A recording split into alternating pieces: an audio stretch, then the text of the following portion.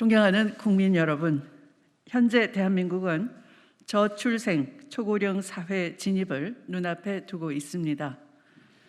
우리나라 합계 출산율은 1.0 이하로 하락해 인구 구조 변화는 성장 동력을 약화시키고 고령층 증가에 따른 부양 부담 역시 증가하고 있습니다. 경제 사회적 양극화 역시 매우 심각해 우리나라 양극화와 불평등 지수는 OECD 국가에서 매우 높은 수준입니다. 저는 이미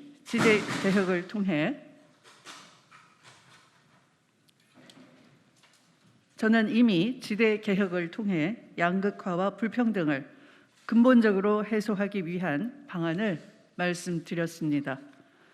그와 함께 추미애 정부는 복지를 국정의 전면에 내세우고 국정 운영의 가장 핵심 축으로 삼겠다는 더블 복지 국가를 약속드립니다.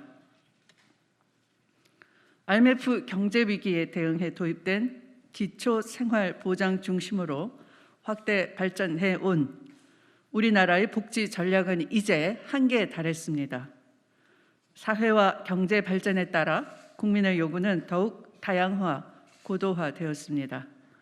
다차원적 요구에 기반을 둔 사회보장 급여의 필요성이 대두되고 있는 것입니다.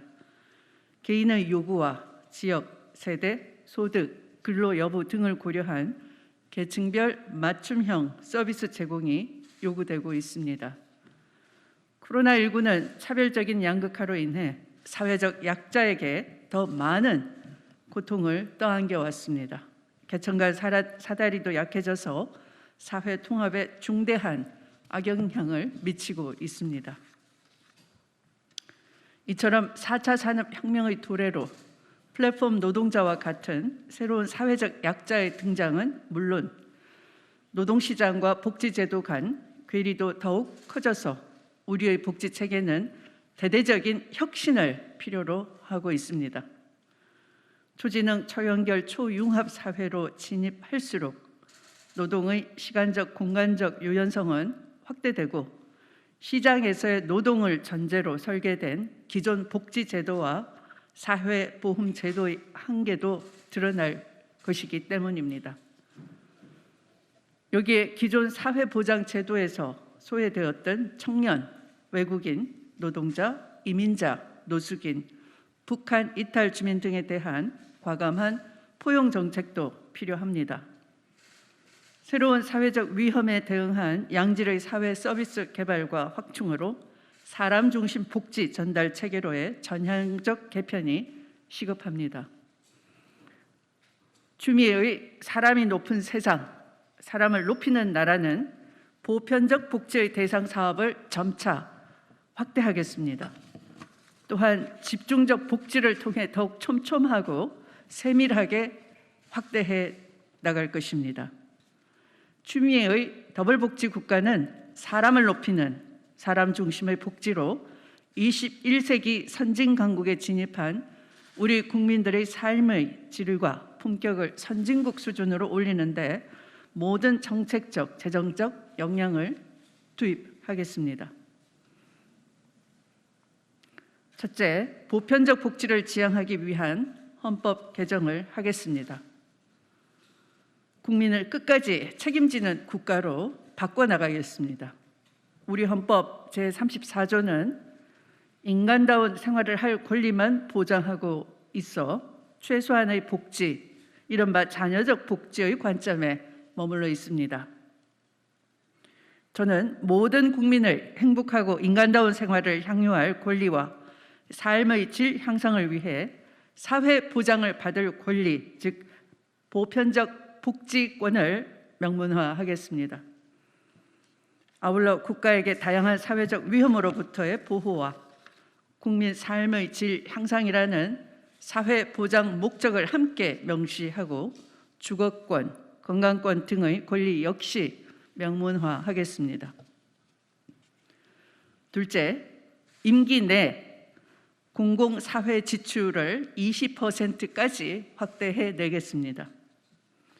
한국의 공공사회 지출 이른바 Public Social Expenditure는 2019년 기준 명목 GDP 대비 12.2%에 불과해 OECD 국가 중 최하위권 수준입니다. 포스트 코로나 시대 새로운 사회적 위험에 대응하기 위한 사회보장제도 확충과 양극화, 저출생 고령화, 4차 산업혁명 등으로 인한 다양한 사회 서비스의 제공도 전향적으로 만들어 가야 합니다. 이를 위해 한국의 공공사회 지출을 20%로 확대하겠습니다. 적어도 다음 정부 임기 말인 2027년까지 OECD 평균인 20% 수준으로 단계적으로 끌어올려 내겠습니다. 세계 제10대 경제 강국인 대한민국의 위상을 고려할 때 의지만 있다면 충분히 가능한 일입니다. 공공사회 지출 비중이 20%로 높아지면 평생 사회 안전망의 설계와 시도가 가능해지고 새로운 소득 안전망 역할을 할 신규 수당의 도입도 가능해집니다. 무엇보다 예방적 차원의 선제적 복지와 보건 서비스 제공이 가능해지고 현재의 세계 주기별, 대상자별 사회 서비스가 획기적으로 개선될 것입니다. 셋째, 사회정책의 총괄 컨트롤 타워인 복지부총리를 신설하고 사회보장위원회를 대통령 소속으로 전환시키겠습니다. 저는 복지를 국정의 중심축에 올려놓겠습니다. 복지를 국정 운영의 핵심 가치로 삼겠습니다. 현재의 보건복지부 체계로는 한계가 분명하고 종합적 대응도 사실상 불가능합니다. 대표적 사회 정책인 저출생, 고령화 대책은 여성의 고용, 임금 승진, 근로 형태, 노인 일자리 창출 등과 관련된 정책에서부터 임신과 출산, 육아 지원 및 교육과 보건 정책까지 고용노동부, 보건복지부, 여성가족부, 기획재정부, 산업자원통상부 등 범부처 조정과 종합대책이 필요합니다. 사회 및 복지정책을 총괄하는 복지부총리를 신설해서 복잡하고 빠르게 변화하는 미래 사회에 대응하고 보건복지뿐만 아니라 사회정책 전반을 총괄하도록 해서 종합적이고 선제적인 대응 체계를 구축하겠습니다. 아울러 현재의 국무총리 산하의 사회보장위원회를 대통령 소속으로 전환하여 사회보장 기본계획부터 대통령이 직접 세심하게 챙기도록 하겠습니다. 넷째, 사회보장 관련 데이터를 적극 활용하겠습니다. 저는 지난번 제4호 공약 디지털 혁신 국가에서 국가 데이터의 개방과 공유, 오픈소스 제공을 약속드렸습니다. 방대한 사회보장 관련 데이터도 그렇게 할 것입니다. 앞으로는 미래 질병 및 건강 문제, 신종 및 재출현 감염병에 대한 대응 및 대비, 기후 환경 변화에 따른 피해 진단과 개선 방향 제시가 갈수록 더욱 중요해지는 시대입니다. 유아동, 청소년, 청년, 노인 등 생애 주기별 통계, 저소득층 장애인, 노동자, 이민자 등 이용자 특성별 통계의 도출과 데이터 관리의 중요성이 더욱 높아진다는 의미이기도 합니다. 공공과 민간의 조화롭게 협조하는 거버넌스 구축이 문제 해결과 대응에 훨씬 수월할 것입니다. 이를 위해 올해 12월 말 시행 예정인 사회보장 행정데이터센터를 보건복지부에서 국무총리 산하로 이전 설치하겠습니다. 방대한 정보에 대한 부처 독점, 정부 독점을 막고 공개 가능한 정보를 최대한 민간에 개방하여 다양한 접근과 연구 경로를 보장하겠습니다. 또한 보건 및 복지 정보의 통합 관리를 위해 국민건강보험공단과 한국사회보장정보원 등 기관 간 데이터 교류가 가능하도록 시스템을 설계하겠습니다. 다섯째, 국가균형발전 4.0 시대 지역 간 복지 및 보건의 불균형을 개선해 내겠습니다. 저는 국가균형발전 4.0 시대를 선언한 바 있습니다. 균형발전 2.0, 3.0 시대를 넘어 4차 산업혁명 시대에 걸맞는 초연결, 초지능, 초융합, 초광역을 특징으로 하는 국가균형발전 4.0을 제안한 것입니다. 수도권 인구 비중은 70년대 28.7% 수준에서 2019년 기준 50%로 대폭 증가했습니다. 현재 비수도권의 저출생은 물론 인구 고령화와 산업 고령화는 매우 가파르게 진행되고 있습니다. 지방의 재정은 크게 나아지지 않았으나 복지 수요는 계속 증가하고 있습니다. 국가 균형 발전 4.0에 따른 강력한 재정 분권이 절실한 이유입니다. 문재인 정부가 추진해온 지역사회 중심 통합 돌봄이 성공적으로 완수되기 위해서는 반드시 복지의 기능 인력과 조직, 예산에 대한 강도 높은 지방 분권이 실현되어야 합니다. 저 추미애는 강력한 분권과 균형 발전 전략으로 지역 간 복지 및 공공의료의 불균형을 해소하고 지역별 특성을 반영한 서비스 공급이 가능하도록 하겠습니다. 공공보건의료에서 지방정부의 역할과 책임을 더욱 확대하겠습니다. 공공보건의료란 국민의 생명과 안전, 기본적인 삶의 질을 보장하는 필수 의료 서비스이므로 선제적이고 기본적으로 모든 국민에게 보편적으로 제공되어야 합니다. 현재 코로나19로 인한 보건의료 체계의 위기, 시민사회의 공공의료 확충 요구에 부응하기 위해 현재 진행 중인 부산 서부권, 대전 동부권, 경남 진주권 3개 공공병원 신축을 조속히 추진하겠습니다. 추가 지역의 공공병원 확충과 공공보건의료 인력 양성을 위해 공공병원에 대한 예타조사 면제, 공공보건의료기금 조성, 균형발전 특별회계에서의 필수의료 확충 등을 위한 지원을 적극적으로 시행하겠습니다. 의료 공급 체계 개편과 공공성 강화, 의료 이용과 건강 수준, 격차 해소 역시 당연히 지방 분권 원칙에 따라 시도 단위 공공의료 관련 예산 포괄 보조 등 지방 정부의 자율성을 강화하는 방식으로 추진하겠습니다. 의료 서비스의 지역 간 불균형 해소를 위해 저 추미애는 모든 노력을 기울여 가겠습니다. 여섯째, 사회보장 내실화를 통한 든든한 평생사회 안전망을 구축하겠습니다. 저 추미애의 집중적 복지는 가장 먼저 복지 사각지대 해소를 위해 중층직인 소득 보장, 노후 생활 보장, 고용 안전망 등을 위한 제도 개선을 추진하겠습니다. 구조적인 문제인 빈곤과 불평등 완화, 새로운 사각지대 해소 등을 위한 기초 보장을 더욱 강화하겠습니다. 소득 대체율 12% 수준인 기초연금에만 의존하는 노인을 위한 부조식 부가연금의 도입을 적극 검토하겠습니다. 국민취업제도의 보완도 필수적입니다. 현재 중위소득 50% 이하 저소득층 구직자를 대상으로 월 50만 원씩 6개월간 구직 촉진수당을 지급하고 있는데 신청자 과반수는 청년이었습니다. 급여 수준을 지금보다 상향하고 수급기간도 연장하겠습니다. 근로장려금 제도도 2019년 현재 457만 가구에 약 4조 9천억 원 이상의 근로장려금이 지급되고 있지만 가구당 평균 수령액 114만 원 수준에 불과합니다. 급여 수준, 지급 및 지급 횟수 등을 높이도록 하겠습니다. 국민기초생활보장제도의 급여 수준을 높이고 무엇보다 가장 큰 불만 사항인 여타연금 및 급여와 중복수급 불가를 완화하도록 하겠습니다. 일곱째, 국민안식년제 도입을 위한 새로운 수당, 사람이 높은 세상, 산업세 수당을 신설하고자 합니다. 수축사회, 4차 산업혁명 그리고 미래 사회의 새로운 사회적 위기와 위험에 맞선 선제적 예방적 대응 필요성이 높아지고 있습니다.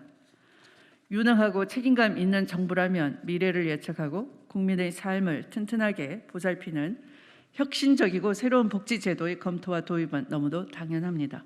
특히 노동 연령대별 사회안전망의 사각지대를 해소하고 무급 가사노동과 같은 비보상 노동에 대한 사회적 보상의 필요성도 높아지고 있습니다.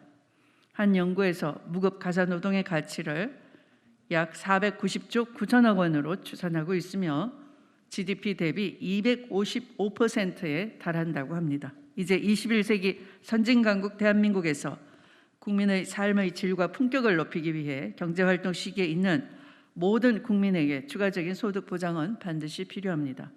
저 추미애는 사람을 높이는 더블 복지 국가를 위해 국민 안식년제, 즉 사람이 높은 세상 수당, 산업세 수당을 실시하겠습니다. 국민 안식년제와 산업세 수당은 근로 연령대별 소득 보장 제도로서 누구에게나 수당을 지급하는 것이고요.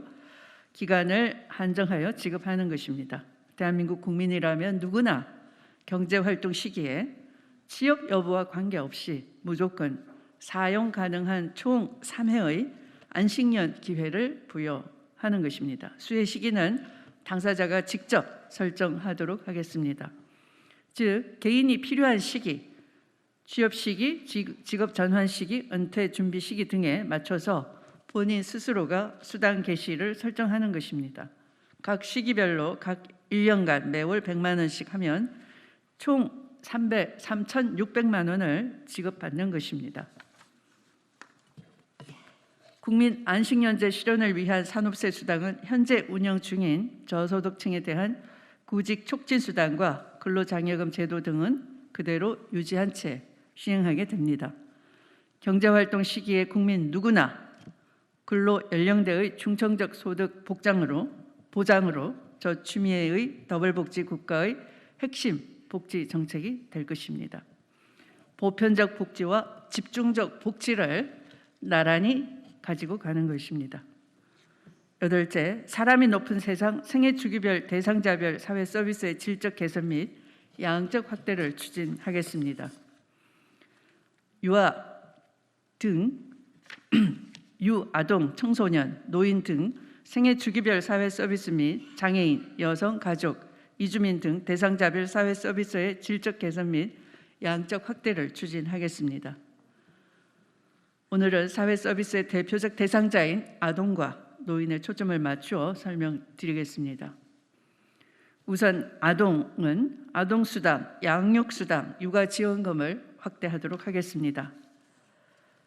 출산과 육아는 대표적인 사회적인 노동임을 우리 사회가 분명히 인식할 필요가 있습니다. 사회적 책임을 강화해야 합니다. 아동에게는 아동수당, 부양자에게는 양육수당 및 육아지원금 지급에 있어서 우리 사회는 보다 전향적인 태도를 가져야 합니다. OECD 국가 중 27개국은 만 16세에서 만 18세 미만까지 아동수당을 지급하고 있습니다. 현재 한국은 2019년부터 만 7세까지 아동수당을 지급하고 있으나 아동수당을 최소한 만 12세까지 확대하고 장기적으로 만 18세까지 확대하고 급여도 인상하겠습니다. 노인에 대해서 말씀드리겠습니다. 기초연금을 단계적으로 상향하겠습니다. 초고령화 시대 노인의 삶의 질 향상은 사회 통합과 안전을 위해서 더욱 중요해졌습니다. 그러나 대한민국은 OECD 국가 중 노인 빈곤율 1위, 노인 자살률 1위로 대다수 한국의 노인들은 행복한 환경에 있지 않습니다. 고독과 빈곤이라는 고질적인 사회 문제를 고스란히 겪고 있는 세대이자 산업화와 민주화의 과정에서 자식 세대들을 위해 희생과 헌신을 다한 노인들에 대한 사회적 격려와 응원은 꼭 필요합니다. 현재 저소득층 노인을 위한 기초연금을 단계적으로 상향했을 때 노인 진위 개수와 노인 소득 5분위 배율 추이 모두 노인 빈곤에 대한 완화 효과를 뚜렷이 보이고 있습니다. 기초연금의 단계적 상향을 통해 노인 빈곤율 1위의 불명예를 확실히 벗어나겠습니다. 복지도 개혁 의지가 필요합니다. 전공법 추미애 케어를 해내겠습니다. 우리나라뿐 아니라 스웨덴 같은 복지 선진국에서도 사회정책이 새롭게 추진될 때마다 서로 다른 이해 집단들의 대립과 갈등 방해는 자연스러운 현상입니다. 추미애의 전공법, 정의공정법치로 사회정책을 강력히 추진하겠습니다. 대상자 선정 및 지원에서 차별이나 역차별 문제, 부정수급 등의 비리, 복지 사각지대 발생 등 오랜 난제를 반드시 해결하겠습니다. 존경하는 국민 여러분, 김대중 대통령의 생산적 복지와 참여정부로 이어진 성장과 복지의 선순환 구조는 가장 좋은 사회정책이 가장 좋은 경제정책이라는 점을 체감하고 계실 것입니다. 복지 선진국은 대부분 경제 선진국입니다. 더 이상 복지에 대한 투자를 두려워해서는 안 됩니다. 사람에 대한 과감한 투자와 서비스 확충은 사람이 높은 세상, 사람을 높이는 나라를 만들어 국민 여러분의 품격을 높이게 될 것입니다. 나라만 잘 사는 나라가 아닌 국민이 잘 사는 나라여야 합니다. 김대중 국민의 정부가 설계한 한국 사회보장제도의 근간은 잘 이어가겠습니다. 노무현 참여정부가 체계화한 사회서비스, 더 이상 사각지대가 없도록 세심하게 확대하겠습니다. 문재인 정부가 시작한 포용국가, 그 완성을 위해 보편적 복지와 집중적 복지를 함께 추진하는 더블 복지국가로 21세기 선진복지국가의 완전한 새로운 지평을 열어가겠습니다. 경청해 주셔서 감사합니다.